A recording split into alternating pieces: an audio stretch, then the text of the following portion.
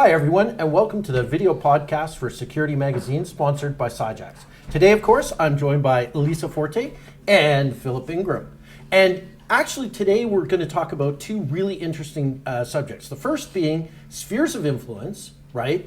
And then the second being, well, how to win elections and influence people. So to kick us off, I think because we are coming on the tail of our China paper, let's talk about the Chinese sphere of influence then. Yeah, I think one paper that I read that was really interesting that perhaps will kickstart some discussion here was around Latin America, because Latin America is really unique in the sense that it has loads of natural resources, lots of mining going on, but also actually it's a continent that essentially is having rapid technological development and investment. So it's actually a really interesting, but it has a very weak level of infrastructure typically, bad roads, no trains, etc., etc. So it offers a lot of opportunity, I think, for big superpowers to come in and extend that sphere of influence into that area, which China has identified, I think. And when I was in Peru last year, what struck me was the amount of stuff that had been put in that was all Chinese. So like a lot of the telecoms network was Chinese. The plugs, the power supply things on the sides of buildings, all Chinese, all written in Chinese. And there was this really interesting quote, which actually came from the African Union, I believe, where they were talking about China as an investment partner. And what they said was that the West have typically viewed these sorts of countries, the global South countries, as places to give aid, to keep the wolf from the door. And they were saying that what China does is look at a way of helping them lift themselves out of poverty and start to leverage the assets they have to make money and lift their people out of poverty. And I think that's exactly the narrative that the Chinese have very, very carefully and sneakily managed to get in. And in South America, it offers a great opportunity. China wants votes and support, right, for its projects around the world. Yes, the projects. The projects. I think there's two ways of looking at spheres of influence. There's the geographic way, and I think that's really important. But we have to overlay the geographic way in the what influences that from a wider geopolitical perspective. And where I'm coming from here is, I think there are effectively three groups around the world. The first group are those that are emerging democracies who are still trying to fight and find their way in the global geopolitical sphere, and all the rest of it, are naive in what they're doing. They have elections. Some of them have got good and fair elections, others have elections just because it's for show, and there's a lot of corruption. You find a lot of that in South America, in Africa in particular, and elsewhere. And then we've got the two big spheres. We've got the what I'd call the Western sphere, and those are the countries that are driven by presidential, prime ministerial, parliamentary elections. So about a 5-year timeline in what's going on. But actually, when you look at what's happening in those democracies, it's not necessarily the election time frame that influences political decision making. It's what tomorrow morning's headline is going to be. And if Donald Trump gets into the United States, it's what this afternoon's tweet is going to be, because they become reactive rather than proactive in everything that they do. And then you've got the other sphere of influence, which is growing, and it's those countries where you've got leaders that know that they're in for life. In fact, they're in for multi-generational time periods. So we've got Xi Jinping in China, we've got Vladimir Putin, we've got the Grand Ayatollah in Iran, we've got Kim Jong-un in North Korea. Lukashenko in Belarus. We've got Lukashenko in Belarus. Anywhere where there's a dictatorship. And they can sit and plan in 25 years' time. Right. And whenever they're carrying out their activities, they can, I liken it to eating an elephant. They're eating it a tiny little nibble at a time. Whereas from a political and a geopolitical perspective, the Western countries that are having to think in tomorrow morning's headlines are suddenly going, oh, it's an elephant, and try and bite it and swallow it in one go to deal with the elephant that's there. One works, one doesn't. And this is where I think our whole democratic principles are potentially being undermined, and actually the levels of influence that you're seeing around the world, and what you describe in South America with the Chinese influence coming in and slowly but surely taking over things from a technological perspective, and then increasing economic power, and then getting into the natural resource. That's exactly what they've done across Africa. But also the Russians, because don't forget the Russians, Yes. when the Venezuelan crisis first happened, the Russians parked fighter jets in Venezuela. Yeah. And there was this That extension. was a bit disturbing. It was a good sales pitch. It was a really good sales pitch, but I think the fact is that, for the Russians, Latin America and African countries are for support of the war in Ukraine. Yep.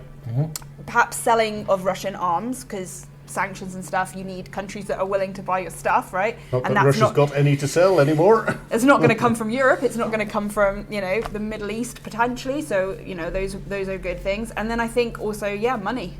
Mining rights, things like that, and we've talked about that before. That Russia. Go ahead. Yeah, I was going to say there's two other influences that bring both Russia and China together, but Russia much more in this from an immediate influence perspective. The first one is the international criminal gangs and the drugs trade.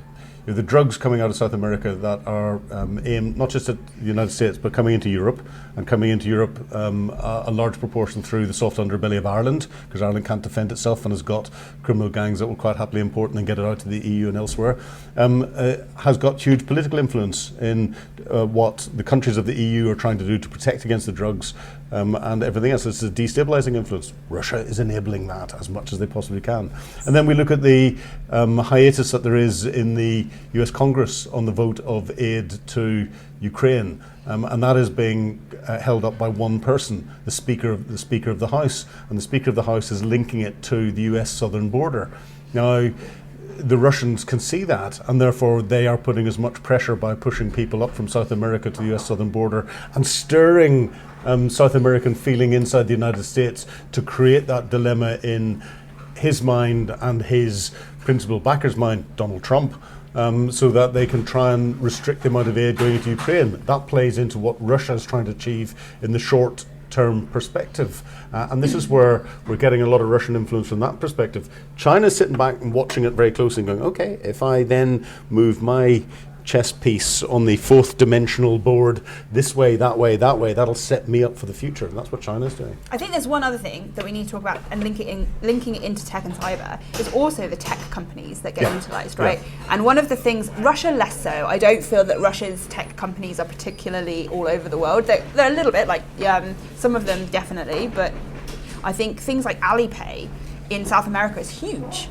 Way above Apple Pay, right? Which is significant as well when you look at the sort of Chinese tech companies, American tech companies, how different countries are going, okay, we're not going to allow Google, but we'll allow whatever, and the social media platforms and pay platforms that get utilized. That's all also about extending sphere of influence, right? And this is where the two different motivational factors are behind the two groups. China, it's economics.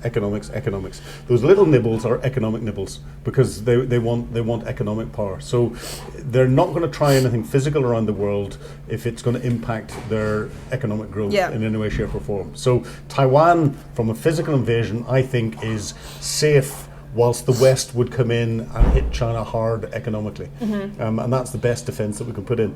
Whereas Russia is much more nationalistic focused and much more focused on actual geopolitical influence and achieving things and trying to change the way people are thinking, to influence politics, to do everything else. So they want to try and influence what's going on in global decision making with regard to Ukraine today. With their longer-term aim being the regrowth of the Soviet Union, where Vladimir Putin is the new Tsar and in charge of everything, and that's the old Soviet Union actually goes to what it really wanted to do and takes over the whole of the world. The Brezhnev Doctrine brought to you. I've got sort of some interesting perspectives to lay on this. So I want to zoom into South America because it's fair to say America has almost no credibility in South America anymore. This was mostly because of things in the era of the Iran-Contra affair and things like that. It's been embarrassed. It's now turning in on itself where the issues in South America are being weaponized and politicized by two pragmatic nations. When you look at Russia, I tend to think of them being pragmatic. And I also see China is long-term pragmatic. So if Russia's short-term and China's long-term and solely sort of focused on economic pragmatism, the idealism that the Western nations, led by the United States, are putting themselves at a disadvantage. Yeah, Oh, I yes. agree. Yeah, hugely. Yeah. Hugely. And so what we're seeing is the true waning of the American empire and a rise, at least, of a Chinese empire with a long-term strategy and a Russian empire desire, but I don't think they're in a place where they're going to achieve it anytime soon. Yeah. So when we look at this clash of Western idealism, where basically handing envelopes of cash to various governments or companies is verboten, we have laws against it here. We're up against two organizations, one which will just put more armed troops in there than we can possibly defend against, because we're still obsessed with the war on terror. And so, we lose that battle in Africa to the Russians, in terms of the Russians being able to take billions of dollars out of Africa and use it to fund their war.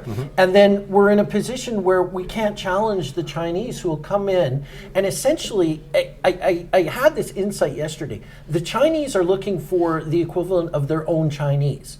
They want to be able to sell their white goods, which are imitation of Western goods, at a much cheaper rate to the emerging development of a middle class in all of these countries, which, as you pointed out, they're pushing the amount of infrastructure in order to sell more phones, more generators, more solar panels. 100%. So we got outplayed. Because I think what happened was we thought that there was sort of like a moral code. A loyalty almost. Yeah. And I don't think that exists No. anymore. So enter in the UN, enter in the World Trade Organization. What do you guys think? Do international organizations, do they hold any water? Are they any good? So I think I've studied international law, I did masters, and one of the criticisms that gets leveraged against the UN is the fact that the permanent members of the Security Council have veto rights, right? So there's 5 permanent members of the United Nations Security Council: the UK, France, the United States, Russia, and China. And one veto by them vetoes all action, essentially, right? And that was created because ultimately these countries didn't want action taken against their projects. We'll leave it there. And so this was a way of and then the other side of the Security Council, you have then another 10 non-permanent members who are kind of selected and cycled. And I think at the moment there's like Japan, Switzerland, a bunch of others that are currently in there. And that cycles around. And one classic example, really, which happened this week, was the proposed ceasefire agreement that was hugely backed by the Arab states and put forward by, the UAE being one of them. And it was vetoed by the United States. Yeah, nope, not going to happen. And then so you have to question the effectiveness when one person can veto it. We've seen this happen before with Israel. The US will veto it. Something happens and Russia will veto it, or China will veto it. But the UN is completely ineffective. And people turn around, and I hear this on a regular basis, and say, well, the UN should intervene. The UN doesn't have any troops.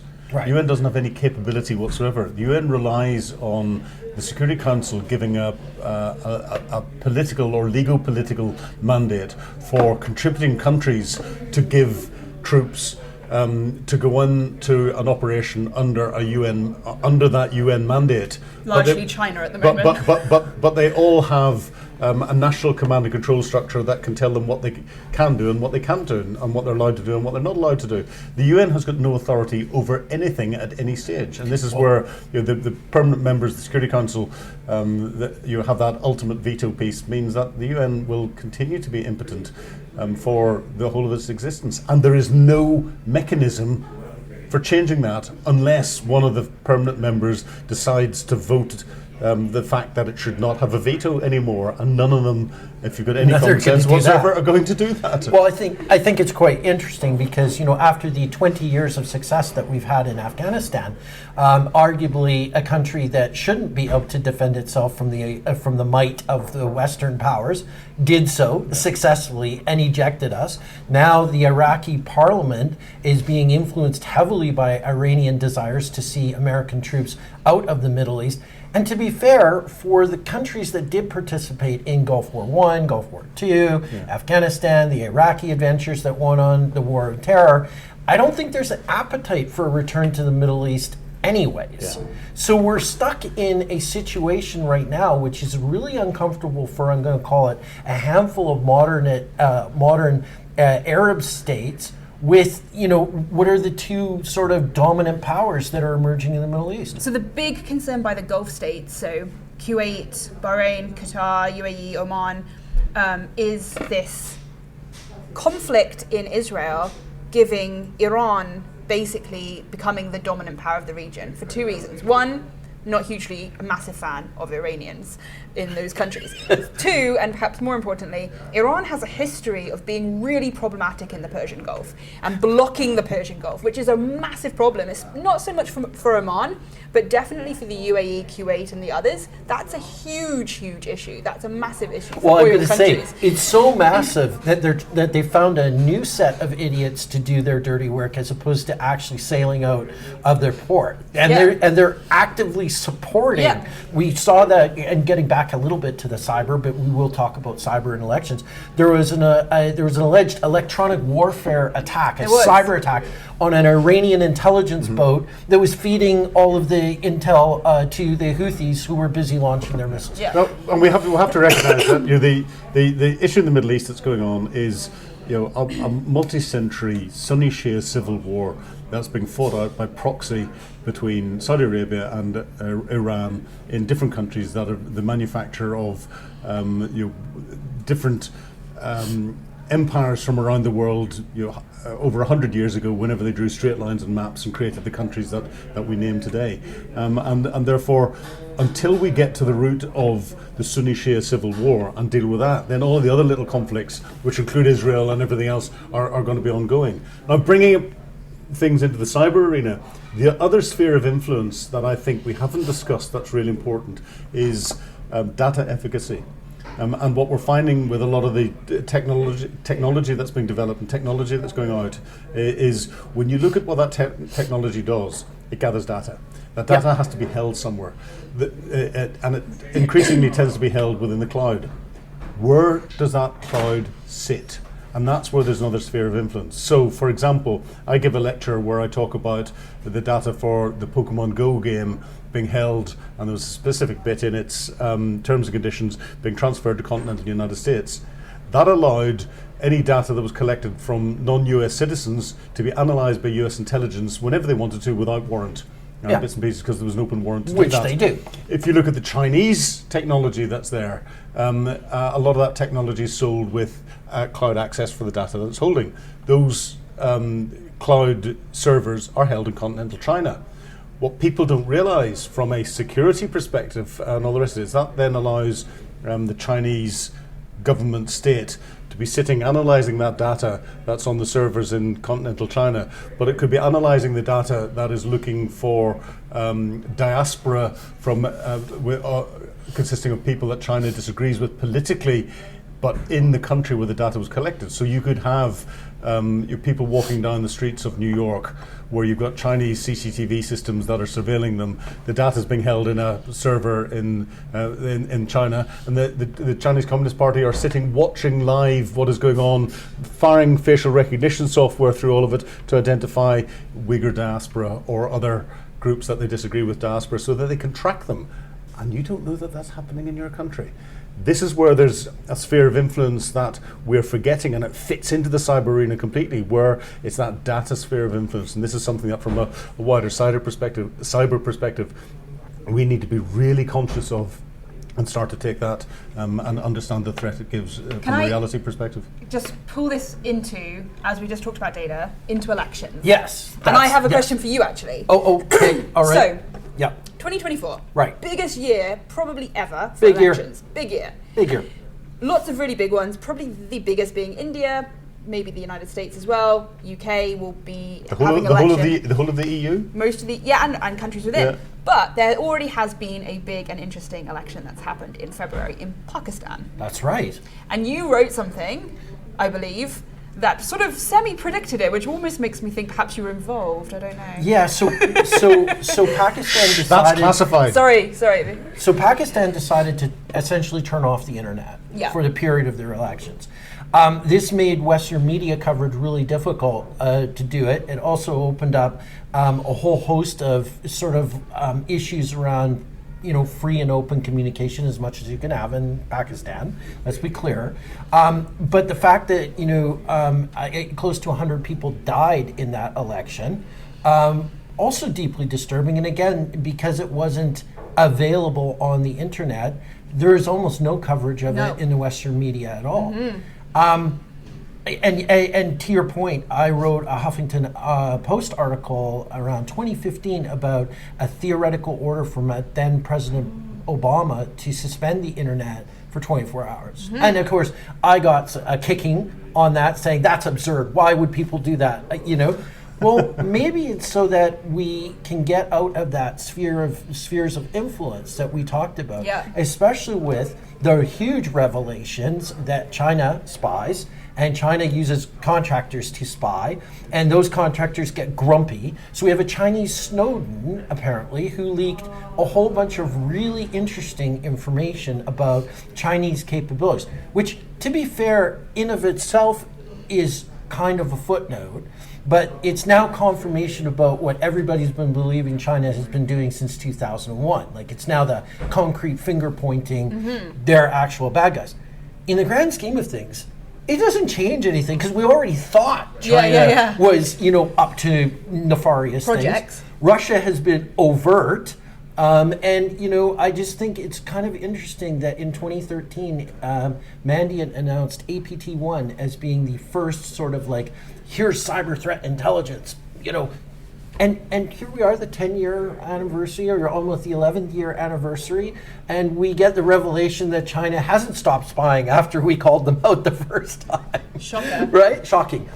I think going back to this, though, we see in our own country, in the UK and in other countries, increasing divisiveness, increasing dysfunctions, the amplification of scandals. Do you see this as a deliberate attempt to undermine the sort of like terrible feelings of, well, my vote really won't matter anyways because it's the system and I can't change it? 100%. Those that want to influence our democratic processes are doing it. And we saw the Cambridge Analytica scandal with the last elections, where Cambridge Analytica gathering huge amounts of big data being analysed to then use political campaigns to target against individuals or groups and everything else. That was quite a few years ago. We bring in AI, generative AI now, and we bring in big data analysis. And I've written a paper on hacking your serotonin, where it looks at manipulative marketing techniques. And if anyone says, I'll never fall for manipulative marketing techniques, I'm sure everyone has got a childhood advert that they remember that triggers a feeling in their mind. That trigger of a feeling is triggering different chemical reactions in your mind, and it's what's called the feel-good quartet of different hormones and influence chemicals in your mind, your serotonin, your dopamine, your oxytocin, and your endorphins. And those control the way you think, they control your mood, they control your behavior and everything else. So you get a nice piece of music and it relaxes you, it influences the balance of those chemicals. If you see a nice visual picture that comes out, it influences the balance of those chemicals. If you see something that you think, I disagree with that, and you get angry at it, it's influencing that. The messaging that's coming at us, through our mobile devices, that's being targeted at us, and our adverts can be retargeted. You think of a new handbag. I think of new handbags frequently, and all of a sudden the Amazon adverts pop up for new handbags. How did they know? How did they know? But you've got. We'll talk about this later. Exactly. Well, we've got the big data analysis of everything that you've been doing, your friends have been doing, your friends have been saying about you, your family's been doing and saying about you, being put together when people are then beginning to retarget messaging at you, knowing exactly what fences you're sitting on. And those retargeted messages are trying to push you off one side or the other side. And we've got a level of fidelity now where you can push this to individuals, not just groups, but you can push it to groups and elsewhere. That is where the analysis of big data, and I go back to what I said about the data being held inside servers in different countries. That data can be analysed in any way those countries want to analyse that data and use to influence. And is it being used? Hell yes. And this year, 60 elections across the globe. The whole of the EU elections are going on. We've got the US elections in November. We've got China, Pakistan. You mentioned Belarus has just happened. We've got the free and fair elections that are happening for President Putin in Russia on the 17th of March. I'm really excited about that. Yeah, I'm really excited about that. It's so close. We just don't know who's going to win and by what margin. But 87%, I think he always wins by. Yes, he does. He wants it to be 91% this year, so we'll have to see. But we've got so much influence that can happen to create further political division. Where does that political division help? Who does that help? When we talk about our previous spheres of influence, it helps those that can think in multi-generational terms, because it creates greater hiatus and problems with those that are having to react to that division, and therefore it disrupts the West. It plays into the hands of Russia, China, and elsewhere. Lisa, Philip just laid out how it's all collected and it's analyzed. In practice, though, do you feel that this is how you get divisive opinions that then are the right breeding ground for outright conspiracy theory? So I think there's a few ways that elections nowadays are influenced, and we've seen this, and I'll sort of go through some examples as we go through them. So AI and deepfakes, which is one of them. And I think the most recent example that we saw this was a southern state within India had an election, I believe, late last year. And during that election, on the day of the election, something really interesting happened. This deepfake video that was completely fake went completely viral, not on social media platforms, but on WhatsApp. And it spread around. It has concerned the Indian government so much that they are actually having active programs for their election this year to try and prevent that from happening, because this video, which was not at all correct, was basically pushing voters in one direction in this southern Indian state. Okay, it was a local election, but it's a sign of things to come. Yeah. And I think that's one really big problem that we're going to have, that the trust that you have in the content that you consume is no longer there. So there is no way to really, for a normal person, to understand the veracity of a claim within a video and go, yes, that's correct, or no, that's not. It's almost completely taken away. Well, we're seeing that on a daily basis with the Israeli and Palestinian and those are Hamas actual genuine videos that have been remarketed. They're not even deep fakes. But I've also seen mainstream media publish videos that are quite clearly propaganda and have been invented, and they put them out as elements of the rushes that they have on the mainstream headlines. I think that's slightly different, though, because I think that comes into my second point. So obviously AI and deepfakes being one big problem for elections across the board. The second one being what we would call fake news, in whatever category that is, whether that's propaganda, whether that's a video of a kid dying that wasn't where you say it is, whatever it is.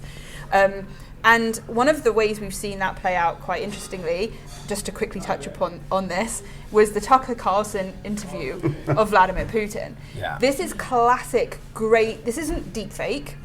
No. This is a genuine interview that has happened with an ulterior motive behind it. Now, also, what I thought was really odd about all of that was when Putin came out and then endorsed Biden. Which I was like, really? I mean, if this is, are we playing so overt it's covert, or what? What is this? Biden's old enough to remember the Cold War. Okay. No. Can he remember? Well, okay. But I mean, that was bizarro land. Yeah, it was. So I think we've got that category of stuff as well happening, and then we've got the social media. Now, one really interesting development that I think might shift things a little bit is Meta's new policy, which is coming out, which is that they're going to block all news on all their platforms. They will no longer be news being consumed on those platforms, which I do think could shift things, but it probably shift it into WhatsApp and Telegram, which we're seeing a lot of. But I do think maybe that's the direction some of these platforms are going in, instead of trying to moderate election content, just ban it, essentially, and then it's someone else's problem. Sorry. And then the final one is the overt kind of influence, which is hacking electoral systems. Actually, And that was raised by one of our lovely subscribers. It was. To us. Yeah. So what are your thoughts on that? Well, so first of all, I don't believe that the 2016 election had any hacking. There's been multiple defamation cases. There's been evidence, and then there was it Chris Krebs who investigated as at the time head of CISA and found no evidence to suggest this. And when there was no evidence, if your position is being refuted, you go completely bizarre, and you suggest that the encrypted backdoors are based on a private key that was held by Hugo Chavez, that in order to enable remote access into the election system, which I don't believe any of the election systems were actually connected to the internet. So how did that work? But exactly. so we've got a solution in the UK to the US electoral problem with the hacking of the electoral machines and all the rest of it. You follow the UK process, which cannot be hacked in any way, shape or form, because it's a piece of paper and a 2B pencil. Yeah. And I've yet to see a 2B pencil being hacked. So if you go back to the traditional methods, it can't be hacked from an electronic perspective. But it's that wider manipulation. It's hacking the person that's putting the X with the 2B pencil. That's the bit that concerns me most. And the idea that there's massive voter fraud, right? Again, no actual proof, multiple court cases. I believe there was over 40 pieces of accusation in the courts in all of the states of the United States, and not one had any tangible evidence or went any further than being dismissed. I come from Northern Ireland, and there's an old saying in Northern Ireland when it comes to elections: vote early, vote often. And not that many years ago, there were busloads of people being stopped with voting cards, and those voting cards were for everyone that was in the local cemetery. Yeah. They weren't people that were alive and should have been voting, and therefore it is an issue that there is with our democratic principles. And one of the political parties in Northern Ireland had this process called personation. And if you ever want to read up on personation, read the great book Thatcher's Spy by a guy called Willie Carson, because he was in charge of personation for the party that he was in, and describes it very well indeed. So there is that wider influence and voter fraud that goes on in different countries. And I think whilst that's there, you'll still get the accusations. Is it that significant? It could be. I think there's so much to play for this year, though, for the big powers. There's so much to play for. India, absolutely enormous election. It's going to have huge implications for Russia. Huge. India is basically keeping their heads above water, essentially, isn't it, from an economic sanctions perspective? Yeah, and it's sort of on the fence because it's trying to play both the Chinese game, the Russian game, and still entertain the West in some of its ideals. Totally. Despite having somewhat of a negative experience with British colonialism. Yes. So we've got that. Obviously, the US election, Trump, potentially, you'll have pulling out of NATO. I don't know who that would benefit. Can't think of anyone in particular at this moment, but someone. Along the border regions? Somewhere along the border regions, possibly. Also, Ukraine funding, again, not sure who that would benefit, but this particular individual. Trump-China policy runs completely counter to that. China's interest in Trump winning, I would say, is probably pretty low, because Trump was not a friend of Xi Jinping for the most part. No. They didn't have a warm relationship like the one he had with the leader of North Korea. So what might happen is we might get to see who has better influence campaigns, Russia or China. Whether Russia or China. America being the playground. America is the proxy in this situation. Yeah, unbelievable. So that could be an interesting one. I hadn't thought of that. That'd be fascinating. Yeah, we'll watch it out. And of course, we've got India elections are April. Yeah. So we'll look at that. That's you're just after the Russian elections. We've got Russia in March. We've got Iran in March as well. Yeah. Hotly contested. Yeah, again. Hotly contested one. And then we've also got the North Korean parliament, which I didn't even realise had elections, but does. And that is also going to be held this year. Yeah, there's 112% turnout and 115% vote for their leader. The grand dear leader. Yes. I want to throw this one sort of hypothesis out about elections. It's because if the overall narrative of the post-COVID era, although some people argue that we're not actually post-COVID, we're in a COVID denial stage, but because I've got friends that are telling me that they've now got COVID, and it's like, what, 2021 called, and people are still suffering from this. But sidebar, the point that I'm trying to say is it appears that the situation amongst many countries from an economic and political stability process it's starting to fall apart. And the amplification of various government scandals and the ineffectiveness potentially of both the EU Parliament and other international organizations, it's giving, I think, a false sense of, well, we have to be in it for ourselves. Yes. Altruism is dead. And that means, do you guys see a lot of countries that we took as sort of like beacons maybe of democracy not burning brightly, but moving into a far right? Yes. Like nationalism being the priority. Slovakia is a really good example of this. So Slovakia looks very much like it's going to elect the pro-Russian leader. That's disconcerting. It is. We've seen, quite a disconcerting, I'd say, leap towards the Russian side from a couple of countries. Slovakia being one, Hungary definitely being another one. Stirring up problems in Bosnia. Yeah, and I think that's one thing. Then you've seen a lurch to the right. Italy elected what is a very far right president, even for Italy. Netherlands. The Netherlands has seen that. The UK. I think the discussions about the future leader of the Tory party, someone said if Nigel Farage was polling really high, and he's neither a member of the Tory party nor a beacon of of democracy. We'll just leave that there. And so I think the thing is, when you have polarization of society on issues, that actually lends itself to algorithmic kind of influence on lots of platforms, because it's then very easy to put people into pens.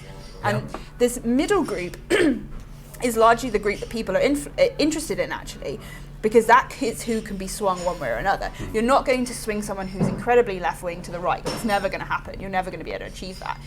So they have two strategies, and when you look at what Russia has done, Russia employs something that they call active measures, which is about basically this sort of influence campaign, right? And one of the ways they've done that is identify this middle group who are maybe more undecided or could go either way. That's one way to target them towards whichever candidate you want. The other thing that you want to do, which you do simultaneously, is what they call demobilization of the voters in the other group. So if we take the US as an example, in order to get Trump to win, we need to swing the people who are undecided towards Trump, but we also need to convince the people who would otherwise vote Democrat that Biden is not worth voting for, and just to not go and turn up at the polls. That's right, yeah. And that's the way you swing it. So I think the more polarized you are, the easier that is to identify those groups. And the other thing that makes it easier is, I think, our politics has changed from a politics of substance and debate to a politics of sound bites. Definitely. And the sound bites are the way our politicians are doing it, because there's no substance behind it. The politicians themselves are putting sound bites out to try and influence people's thinking in the way they're going. Yeah. Therefore, it is by its very fact disinformation. They're not telling the whole truth. And they're trying to on influence. Twitter. Actually fighting. And we're seeing that on social media. That makes it so much easier for those countries that want to manipulate, because all they have to do is, instead of manipulating in-depth newspaper articles and television interviews and all the rest of it, they just have to influence the soundbite and influence the headline. Well, that's what they're doing. And then follow those divisive individuals and use a lot of bot capability to amplify a message that's already being put out there by a citizen of the country, right? So actually, we're seeing that in Ireland at the moment. You're seeing that in Ireland with the first Sinn Féin leader of or First Minister of the Assembly of Northern Ireland, and they're turning around and saying that this is a clear path to United Ireland. And that's being amplified so much on social media. When you look at the electoral reality behind it, the Good Friday Agreement turns around and says there has to be a majority of the voting population of Northern Ireland that vote for United Ireland. Voting population, registered voters, 1.36 million. All of the parties that would support United Ireland put together at the last local elections, and they statistically tend to bring out a much higher percentage of voters at local elections, and because of the parties that they support, there was only 335,000. That's over 1 million missing that's in there. It's only 26%. To get another 24%, 25% to get the 51% majority, that's not anywhere close to the conditions being set for a vote in United Ireland. But that's not what you're seeing in social media. That's not what we're seeing from all of the bots. And this is where this amplification comes in and actually is undermining our whole democratic process, because people recognize that you can influence through a soundbite. You don't have to inform, you just have to influence. This is the problem with virality, right? And NATO wrote a really interesting piece on this, which I thought was brilliant. And they talked about virality from the perspective that if you tweet, right, and then Phil and I share that, and then all of our followers share that again, very quickly, that one post that you've put out has gone everywhere. Right. Millions of people. It's completely out of control. And the problem with, as NATO has identified, the problem with virality is that something can be put out and it can spread faster than you can catch up with it, right? That's one of the problems with it. So one of the suggestions they actually made was that actually to borrow an idea from the financial services and the trading industry, the stockbroking industry. So when you have a stock that plummets, what happens is the responsible authorities, so we'll say the London Stock Exchange here, can actually pause that. So you can't They can sell. suspend trading. They can suspend trading. There are rules around it. Essentially, with virality, they were sort of looking at the idea of maybe pausing, when you post something, pausing for 10 minutes. So if I reshare it, that takes 10 minutes to show on the platform.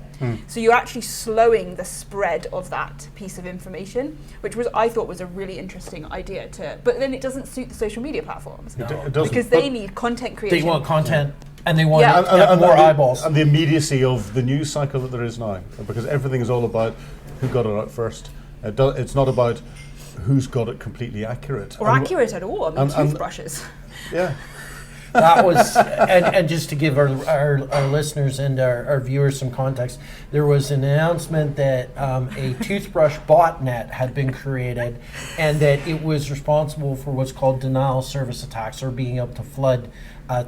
There was no actual details of it. It was a thought experiment, wasn't it? Right, absolutely. It was a thought experiment, which then was picked up by the media, amplified. There were some great quotes from Forte, from the firewall vendor, Fortinet, and then all of a sudden it took on a complete life of its own, and now it exists in memes for forevermore. We're going to wrap this up now. I think we've gone around the world several times. Just as sort of a quick hit from you, Lisa. How do we navigate the level of stupidity that we're going to see, and disinformation and all that? I think for people who are having an election in their country this year, make sure that information that completely fits your narrative, more so than anything else, you treat with caution. And I think that's our blind spot from my perspective. Something that plays into exactly what I think is exactly where I'm going to be the most blind to misinformation. So that's what I would recommend. Make sure you're reading lots of different sources. Read sources from different countries. Don't just limit it to your own country. That's where the propaganda is going to be the greatest. Read Le Monde. Yeah, or DW or whatever. But, I think we've got to start taking responsibility for this ourselves. Yeah, and I'd amplify that and say, automatically assume that what's being fed to you is wrong and fake, and then try and prove it right through multiple sources. Don't prove it right through your own personal opinion because you think that fits my bias. Exactly, yeah. Because that's what people want you to do. But automatically assume that what you're being told is incorrect, whether it's from politicians or whether it's from anywhere else. It's incorrect first and foremost. Like the glorious Russian supermarkets that have trolleys with not pound coins, rubles, 10 ruble coins. 10 ruble coins, yes. It's Never seen it anywhere. So innovative, yes. No. So to sum up, thanks, Tucker. Caring is perhaps not sharing. Yes. Yes. Yeah. Yes. Caring is not that sharing. was That's good. us.